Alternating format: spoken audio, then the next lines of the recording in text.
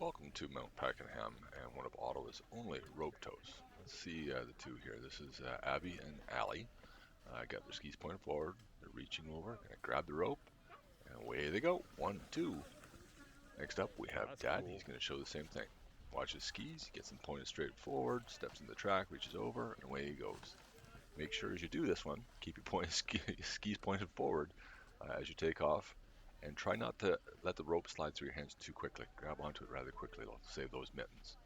And as you can see, they get to the top of the hill. I'm sorry we don't have a very good shot of this one, but they pretty much get to the top of the hill, let go of the rope, and step to the left. As we can see, Dad's just about there at the top of the hill.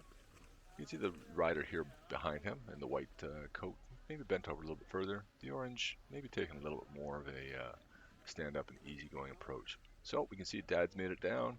Here he comes down the hill successfully, doing a little bit of snowplow for us, going into a parallel turn. This pretty much is how one uses a rope tow. And here we go. Thank you, Dad. Great demo.